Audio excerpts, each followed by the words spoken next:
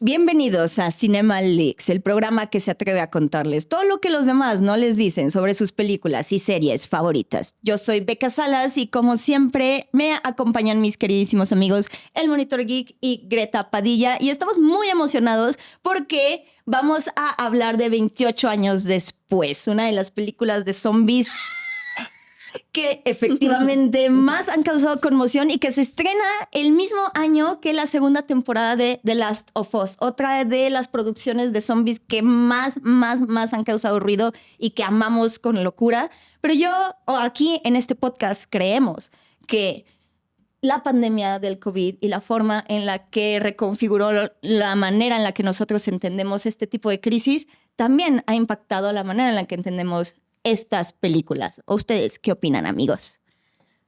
Sí, digo, o sea, considerando el hype que tuvieron todas las películas sobre pandemias durante la pandemia, fue bastante chistoso. Yo me acuerdo que durante la pandemia, casi los últimos meses de 2020, que era cuando ya era la incertidumbre total de no sabemos cuándo esto va a acabar, tuve la oportunidad de platicar con un programador de cartelera, ¿no? Y decía, curiosamente, estamos viendo como que una tendencia de que la gente está pidiendo cine de terror. O sea, quiere ver cine de terror y tiene una necesidad extrema de ver cine de pandemia. Y lo que sucedía era un fenómeno muy similar que a mí me parece muy interesante y un tanto, no sé cómo describirlo, a lo que sucede con el true crime y por qué la mayoría de los consumidores de true crime son mujeres. Y la cosa es que la mayoría de las mujeres consumen true crime para aprender señales de cómo funcionan los asesinos en serie, cómo puedes escapar, cuáles son los escenarios en los que se pueden desarrollar todas estas historias y demás. ¿Cuáles son las red flags que tienes que estar como al pendiente? Y es un tema como muy inconsciente. O sea, ese aprendizaje que las mujeres psicológicamente hablando han adquirido al consumir true crime, que suena como de escuchas, ya sabes, sobre crímenes contra las mujeres horribles, pero lo escuchan para aprender. Lo mismo sucedió en la pandemia con las películas sobre pandemia y demás. Era como cómo aprendemos a partir de las ficciones. Y eso a mí se me hizo muy interesante porque creo que nunca habíamos hecho esa relación, sobre todo con cine de zombies. Es que justo eso, o sea, creo que al ser humano le gusta aprender mediante historias, o sea, de toda la vida, desde mitologías, lo que platicábamos en el podcast pasado, que era como de estos cuentos de hadas que son medio terroríficos, así como de los hermanos Grimm. Siempre había como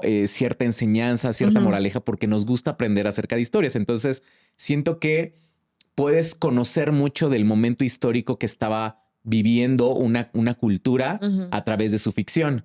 Y como que estos picos así como de zombies, brujas, vampiros, llegan como en olas, ¿no? Como que de repente se vuelven como más populares los vampiros, en los 90 las brujas, y ahorita como que están resurgiendo también ahorita, bueno, este año, varias cosas de zombies que también creo que nos dice algo acerca pues, del momento en el que estamos viviendo o que acabamos de pasar más o menos recientemente con esto de la pandemia, ¿no?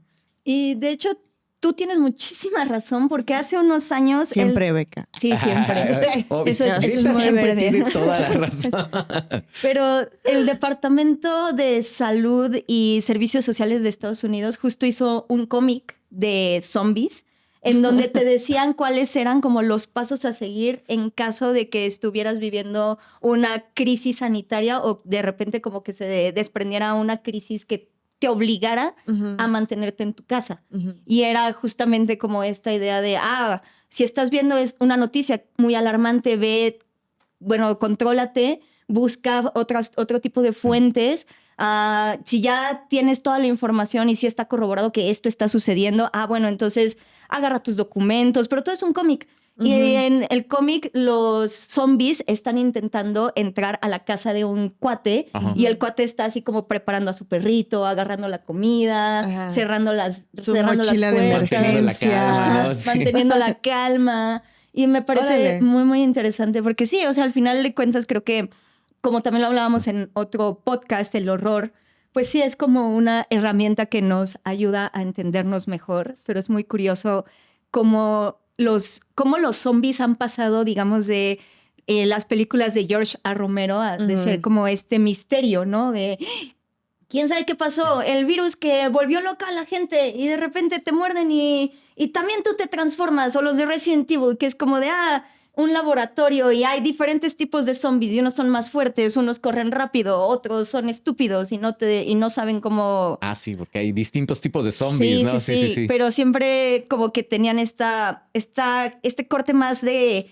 slasher, de persecución, de estás enfrentándote a una fuerza sobrenatural. Y ahora creo que 28 días después, la primera, o sea, cuando se estrenó, justo como que causó mucha conmoción por lo real que se sentía. O sea, primero veías, o las primeras escenas son de estas personas como recibiendo las noticias de que hay un virus, hay algo que está sucediendo, nadie sabe bien qué. Y ya después vas viendo cómo la sociedad se va degradando poco a poco conforme el avance de esa pandemia sucede. Y eso es muy interesante cómo se ha ido como bajando a la realidad hasta el punto en el que hay gente que está segura que, bueno, no, más bien The Last of Us está basada en un hongo real que sí puede infectar a la gente. O sea, que es poco probable, pero que, o sea, en teoría sí podría, ¿no? Sí, algo así. Sí. Que es, o sea, como que antes se tenía como esta idea de que los virus zombie podían suceder, así tipo como Resident Evil o como The Walking Dead. Pero realmente eso no es tan real. O sea, eso no es como que pueda pasar, como que haya un virus que de verdad se te inserte en el cerebro y como que te genere estos caos neurológicos. Pero un hongo sí. Sí, exacto. Es que sí hay un precedente como del mundo natural que sí hace algo similar, ¿no? Que es esto del Cordyceps y las hormigas zombie, que esto lo pueden googlear, que es un hongo que infecta como a las hormigas y hace que una hormiga se vaya como a su colonia y que infecte a otras hormigas. Entonces, eso está muy de miedo. O sea, yo me acuerdo que la primera vez que me dijeron esto, yo así como, no es cierto. Lo googleé y ves a la hormiga como toda, como no sé, es como una hormiga cricosa. Así como la ves como, sí está muy de miedo. Entonces, imaginar que eso nos puede pasar a nosotros. Sí. Es que es como la evolución de los zombies, porque antes, o sea, creo que todavía a la fecha nos dicen zombie y pensamos en un muerto viviente, o sea, alguien que murió y revivió, ¿no? Pero creo que con producciones como Resident Evil y su relación directa con la franquicia de 28 Days Later, Weeks Later y ahora Years Later, es como el marcado de la evolución de qué tan científica se ha hecho la idea del zombie. Y ahí yo sí considero que Alex Garland es el completo responsable, ¿no? Él era súper fan de Resident Evil.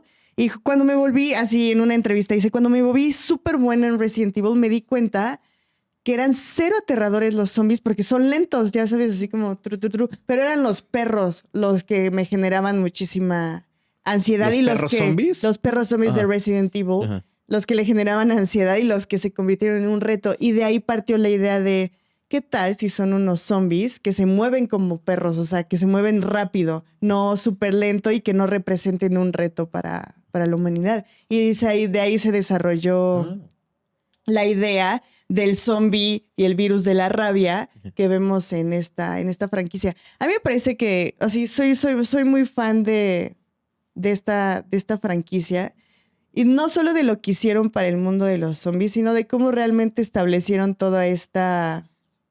como este análisis de cómo se van a ir construyendo las sociedades si pasa una tragedia así. Que eso ya lo hemos visto también en The Walking Dead. O sea, que más allá de zombies de piu, piu, piu, los matas así directamente en la cabeza, es como... los humanos. La verdadera amenaza es el humano que quiere sobrevivir, ¿no? Sí. Al terror. Entonces... sí, a mí me parece muy increíble la evolución de los zombies. Y eso se ve como, o sea, creo que lo vivimos como en la pandemia. O sea, sí creo que se entiende por qué ahorita, bueno, a lo mejor hay como un resurgimiento de las historias de zombies, porque vivimos muchas cosas muy peculiares en la pandemia. ¿Se acuerdan cuando la gente iba a los supermercados a comprar papel de baño? Un montón de papel de baño. En las primeras semanas. Y de repente... y llegaba a su casa y se ponía a lavar la bolsa del papel de baño. Ajá. O los tapetes. Los tapetes, como todas estas como cosas que uno hacía como para sentirse seguros, cosas que había como desinformación, como por ejemplo esto de, bueno, voy a acaparar todo el papel de baño, aunque no tengo una clara idea de por qué el papel de baño. O sea, no sé cómo, o sea, porque creo que se va a acabar, pero no había como información de que se fuera a acabar. Simplemente veo que los demás lo están haciendo y yo también lo hago para que no me lo ganen. Y eso es como una mentalidad como muy zombie, ¿no? Porque si es como, a final de cuentas, un zombie es como alguien que, o sea, creo que alguien que no es como completamente consciente de sus acciones, sino que se mueve como por instinto, inercia, como algo así. Lo que dices es como muy interesante porque siento que algo que también como que pasó en la pandemia de COVID es que nosotros tenemos como bueno, existe este cliché en las películas de que cuando surge un virus y hay una pandemia es caos total y ya las sociedades se caen, pero se caen en 3 días y ya como que todo es caos y como que la gente responde más o menos así con esos niveles como de, ay, vamos a acaparar tal cosa. Yo me acuerdo de los medicamentos, por ejemplo, de puras como fake news o como rumores y demás que había. La gente se acababa cosas como la colchicina, que era como, oye, pero hay gente que está inmunocomprometida, que no tiene COVID, pero que necesita esa medicina y ya no hay desabasto de eso. Creo que algo que nos enseñó la pandemia es lo lento, pero también lo constante que se pueden ir degradando las instituciones de salud, que el verdadero problema no se da de manera inmediata tal vez, pero que conforme va pasando el tiempo se va generando cada vez más y más y más pequeños problemas porque se van desquebrajando estos tejidos sociales que nosotros damos por hecho. Me acuerdo que durante la pandemia había un compañero que era, bueno, un amigo mío, era enfermero. En la época en la cual hacíamos como reuniones de Zoom, él era enfermero en la Ciudad de México, estábamos así platicando y de repente se suelta a llorar como de la nada. Dice, es que se está muriendo la gente. Dice, no podemos hacer nada. Es horrible trabajar en el hospital.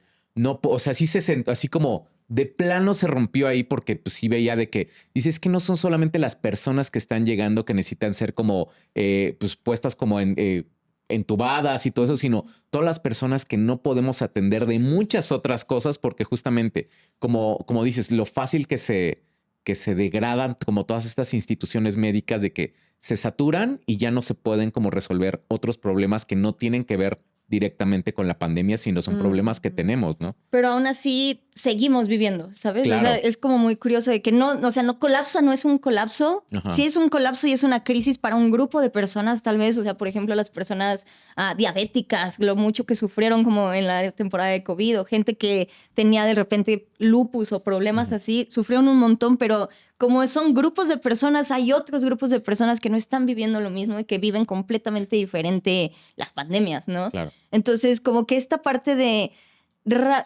más bien como que nos acercamos o tendemos a adaptarnos a nuevas normalidades como las conversaciones en Zoom o sea, el lavar nuestras frutas cuando llegamos a nuestra casa, limpiarnos los zapatos. Entonces, siento que algo que hizo muy bien 28 días después es como cimentarte también esta sociedad que ya pasó.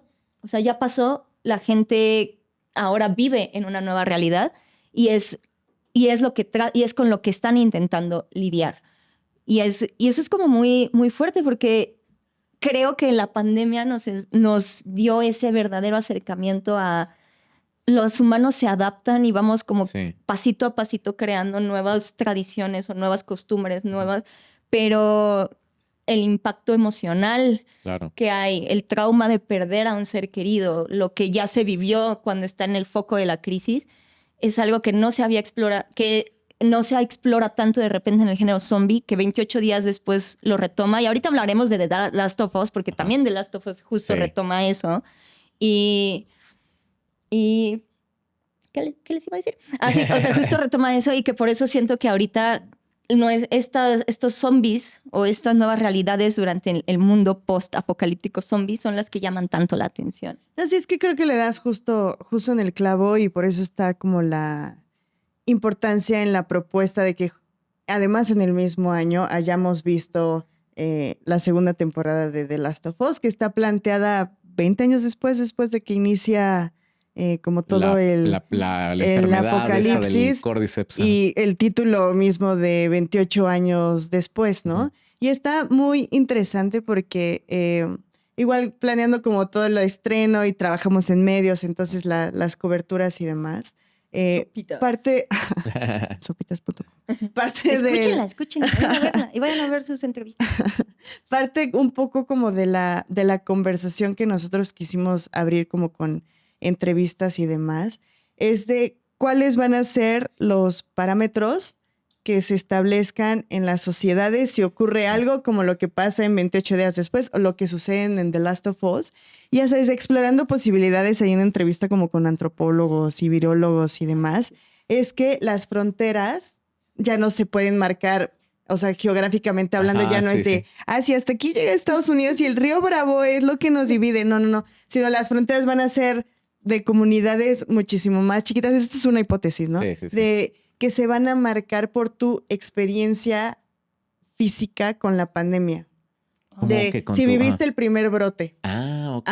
Sí. Ajá, si sorteaste el primer brote, entonces vas a ser como de esas personas sabias que saben cómo sucedió al principio, que has hecho todo este recorrido de 30 años. Entonces tú vas a tener un conocimiento así. Que cuentan las leyendas de los tiempos anteriores. Súper mayúsculos tus anécdotas así de, güey, es que yo estaba así tomando mi cerealito y de repente salió así. Antes existían los plátanos. Ajá. ¿Se acuerdan cuando existían los plátanos? O de las personas que son inmunes. Van a ser como una comunidad aparte, que aparte van a estar en riesgo por los grupos nuevos religiosos que van a decir, uy, no, es que estos son como... Los elegidos. Los elegidos. O tienen que ser sacrificados. No somos tan básicos, ¿no? Sí somos. Sí. O sea, como que todas esas... Las fronteras van a ser a partir de tu historia con la pandemia o con el virus. No necesariamente por idiomas, por nacionalidades, o sea, y demás. Y eso se me hizo como muy interesante y creo que es justamente lo que se va explorando, no tan literal en The Last of Us o en 28 Years Later, pero sí como de cómo se van a construir los fanáticos.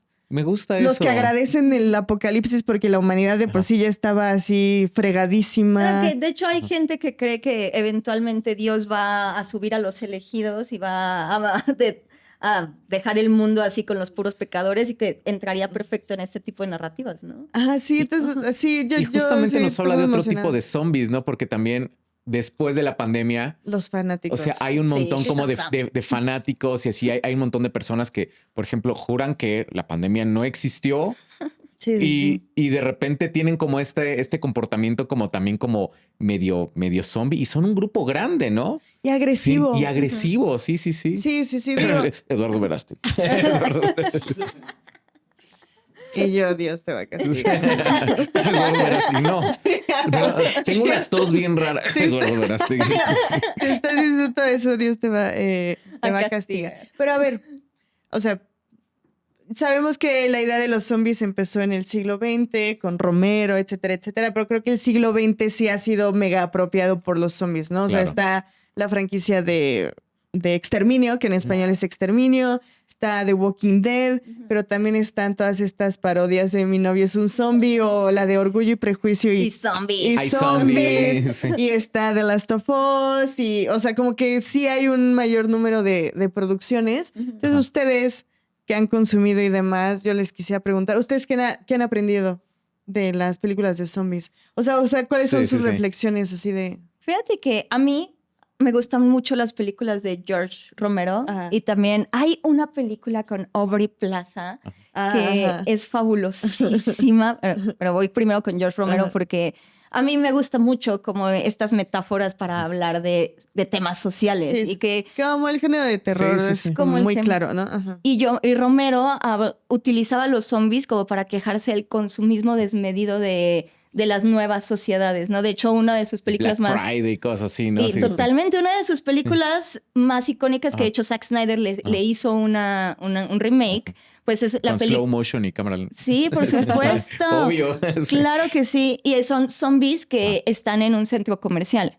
Y entonces hay un zombie que nada más está así como con un palo de golf y que nada más está así como de... Y se está estancando se está encajando el palo de golf en el pecho y nada más está así. Y es como mensajes muy claros, Sí. críticas muy específicas a ciertas características de la sociedad. Pero luego, déjenme, me acuerdo de esa, lo tengo que buscar, la película de zombies de Aubrey Plaza. Zombie. Porque esa película, Life After Beth, que es un poquito como la de Mi novio es un zombie de Nicholas Hoult, en donde de hecho es con Life After Beth, es con Dane DeHaan, en donde descubre un buen día que su novia se murió, y regresa como zombie, y Dane DeHaan intenta tener una relación con el zombie de su novia. Y es una metáfora justo como a estas relaciones tóxicas que ya murieron, sí. Pero que estamos ancladísimos. Pero te aferras. Y estás viendo, ¿no? O sea, Dane DeHaan está viendo que es un zombie, que ya no... Un poco como cementerio de mascotas. Sí. Pero también un poco como lo que hizo Edgar Wright, ¿no? Con Shaun of the Dead. Sí. Que tienen a su amigo zombie enjaulado. Es como, pero es que sigue siendo él. Pero son demonios. Y que también es como algo muy específico del personaje de Simon Pegg, es que tienes que romper con estos ciclos, con estas personas que no te están haciendo bien y que te están manteniendo estancado en un mismo lugar. Sí. Entonces, esas películas a mí me gustan mucho, y me gustan mucho los zombies por el poder que tienen de explorar. Pero nuestra condición humana y nuestras emociones. Me parece fabuloso eso. ¿Tú? A mí fíjate que me gusta mucho que como que nos asusta mucho la idea de no tener como conciencia, o sea, como de no ser dueños como de nuestros pensamientos, como de que algo externo nos está controlando, ya sea un virus, pero realmente puede ser como en el mundo real, el miedo, el consumismo, ¿no? Como estos instintos, o sea, como que es como una advertencia de que si no somos dueños de nuestros pensamientos y de nuestras acciones, como que sí nos convertimos como en estos como monstruos descerebrados y eso como que nos asusta, por un lado. Y por otro lado, del lado de los humanos, me gusta mucho que, por ejemplo, en producciones como The Last of Us y así, o The Walking Dead, nos enseñan que no solamente estos descerebrados son como el problema, sino también los humanos intentando sobrevivir e intentando competir. Pero, por ejemplo, algo que me gusta mucho de The Last of Us es que te muestran que una de las comunidades que más ha funcionado es precisamente porque colaboraban. Entonces te hablan no solamente de que el ser humano es como es una mierda y va a competir, pero también te hablan de que el ser humano también es capaz de cooperar. Porque también, antropólogos sí han descubierto que si nosotros llegamos hasta donde estamos, no fue por un espíritu de competencia, sino de colaboración entre tribus, entre personas. O sea, ha habido como hallazgos de personas que, no sé, por ejemplo, huesos de personas que nacieron con una discapacidad y la comunidad la cuidó porque no tenía manera como de alimentar. O sea, era claro que la comunidad la ayudó. Entonces, como que también me gusta este rayito esperanzador dentro de las películas de zombies que nos dicen podemos ser algo más, ¿no? O sea, porque sí tenemos esa capacidad. Que a mí la verdad me da como mucho miedo. Es que yo sí me quedé muy traumada con 28 días después, con la idea de los grupos militares como secuestrando mujeres para generar un culto y según repoblacionar a la sociedad. A mí la verdad eso me da mucho miedo las conglomeraciones de personas porque siento que, como tú mismo estás diciendo, es muy fácil. Siento que nos da mucho miedo perder nuestra conciencia, pero hacemos en nuestro día a día muchas cosas sin tener la conciencia de que las estamos haciendo. Y muchos viene de nuestras propias creencias, porque nuestras creencias las asumimos como verdades, como cosas que son dogmas inamovibles, que simplemente son. O sea, no importa por qué lo son, o si sí lo son, o si hay otra forma de verlo, simplemente lo son. Y la idea de que nos vayamos como haciendo grupos de personas de sobrevivientes, muy seguramente pues van a tener pensamientos, creencias, ideas muy similares. Y eso a mí me asusta mucho, o sea, porque creo que en la historia de la humanidad siempre ha salido mal. Es como un algoritmo de la vida real en el cual te rodeas de personas muy similares y opiniones muy similares. Sí, y más en un entorno así de cataclísmico, ¿no? Así de ya la sociedad como la conocíamos se acabó, inició una nueva. Y a mí me asusta mucho, la verdad. A mí lo que me asusta es justo que como que a la fecha todavía tenemos la capacidad y la libertad de decidir con quiénes nos reunimos, ¿no? Así, ¿a qué tribu perteneces? ¿O cuál es tu comunidad? ¿O con quién quieres hablar? ¿Con quién te quieres relacionar? Incluso conscientemente luego eliges irte a grupos bastante cuestionables y a involucrarte con ideologías un poco extremas y que promueven discursos de odio y demás. O sea, pero a conciencia tienes como todavía la libertad de decidir a dónde vas a ir.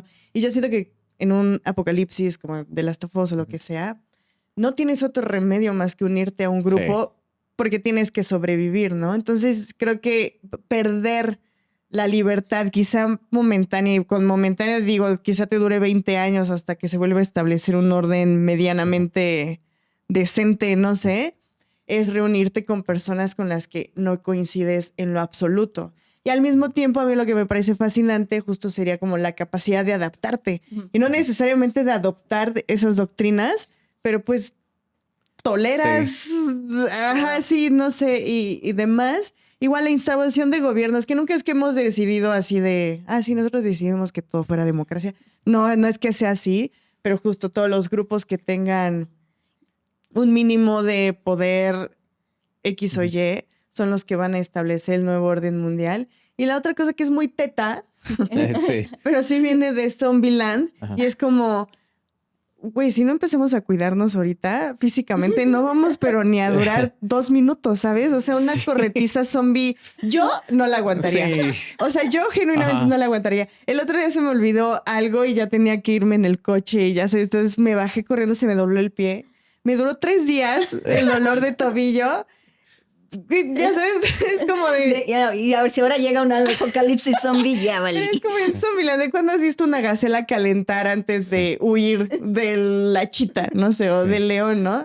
Esto ya es muy personal, pero digo, creo que sí me tengo que empezar a cuidar físicamente, porque si no, neta, no la voy a armar. Y no quiero que me muerdan, ¿sabes? O sea, yo tengo que admitir que Zombieland me enseñó a como revisar los baños públicos, así como, pero no por zombies, o sea, de repente por como gente que loca. como gente loca, claro, es un baño público. Y yo así entrando como quién sabe quién se metió, qué tal si me están siguiendo, ahí nunca hay cámara, o sea, Zombieland me enseñó eso. Oye, ¿sabes? Hacer un check, ¿no? Check. No, y creo que lo que tú estás diciendo es la razón por la que The Last of Us como serie está conectando tanto con la gente, porque siento que justo ahí te presenta a un montón de personajes que toman las decisiones que tienen que tomar para sobrevivir y que hay grupos de personas que tienen diferentes razones para tomar las decisiones que están tomando. O sea, los Fireflies querían matar a Ellie, pero porque querían generar una cura. Y la razón por la que nos causa... también, que hay personas que se acercan como a estos grupos como fascistas por tener... Porque quieren sentirse protegidos. Entonces están dispuestos a ceder algunas garantías individuales y derechos a cambio de seguridad. Joel hizo lo que tuvo que hacer y por eso destruyó la vida de Abby.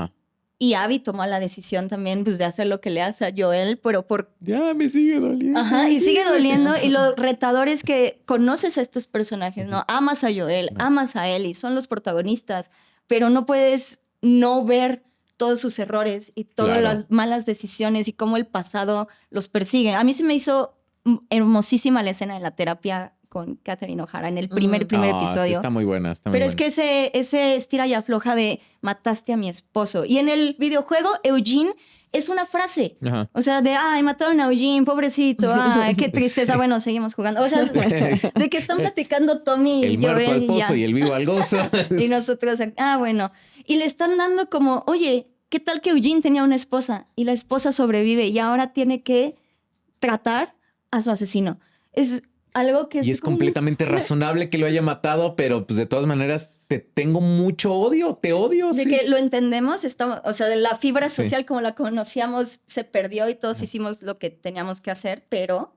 Pero es interesante, ¿no? Porque creo que, o sea, a mí parte de la genialidad de la adaptación de The Last of Us, yo no he jugado el juego. Mi hermano era muy fan, entonces lo vi jugar, conocía un poco la historia y es como en el videojuego, o sea, para los fans del videojuego, eres primero Joel, ¿no? O sea, eres Joel, tienes que sobrevivir por Joel. Y Joel es un mercenario, trafica armas, trafica cosas súper cuestionables. Es un asesino, es una persona sumamente complicada que tiene su dark side y su lado bueno y demás, como todas las personas, y sobre todo atravesando una situación como la que se plantea ahí y todo. Pero eres él, te apropias de él, o sea, sientes por él y tienes que asumir lo que es él para sobrevivir. Y a mi parte, por eso tienes empatía con él, ¿no? O sea, por eso lo cuidas y por eso lo quieres y por eso te duele lo que le pasa. En sus zapatos. Exacto. Sí. Pero a mí parte de lo que sí me parece genial de la adaptación es que logran crearte esa misma empatía, pero sin que te puedas poner en los zapatos de Joel. Porque también cuando sucedió todo lo del episodio 2 y demás, que lo matan, que el odio por Abby, decís, pero es como, ¿por? Lo que pasa es que... O sea, está vengando a su papá. Claro. O sea, lo que viene parte de este odio que siente, así como Joel actuó durante 20 años tan mal, a partir del odio que sintió por las circunstancias que pasaron, ¿no? Pero es como, se me hace muy interesante cómo decidimos quién sí merece redención, quién sí merece nuestra empatía en circunstancias así. Y eso a mí es lo que también me da muchísimo miedo. Es que racionalmente dices, es que sí es cierto, Abby, o sea, es como una consecuencia de las acciones de Joel. Racionalmente lo haces así, pero las emociones y los sentimientos se pasan por otro lado y no son racionales. Y así como el personaje de Catherine O'Hara le decía a Joel, es que entiendo por qué lo hiciste, pero te odio por hacerlo. Yo también con el personaje es como entiendo completamente, es hipócrita de mi parte pensar que Joel no hubiera hecho lo mismo o algo así, pero te detesto por haber hecho lo que hiciste en este capítulo. Bueno, que el personaje de Abby, yo solo quiero complementarles que es muy, muy controversial, pero no nada más así de... Está mamadísimo. No, pero justo, no nada más así de la gente transfóbica, misógina, que dice, una mujer no puede estar así de musculosa. No, cero. Sí. Es muy difícil porque, mata a Joel, estás jugando con él y mientras mata a Joel es horrible. Sí. Y después juegas con Abby. Primero es Joel, luego Ellie. Cuando lo matan es Ellie, ¿no? Es y con quien juegas con Abby, Ellie, ¿no? y luego es Abby. Ya mucho después juegas, pero tú juegas con Abby. Y es esta experiencia que sí es diferente con respecto a ver una película o serie o jugar un videojuego. Es que justo tú eres un ente activo y de cierta manera pues eres la representación del personaje que estás moviendo. Entonces, a mucha gente le causó muchísimo conflicto, que es como, ¿cómo que voy a estar viendo el punto de vista de esta maldita estúpida?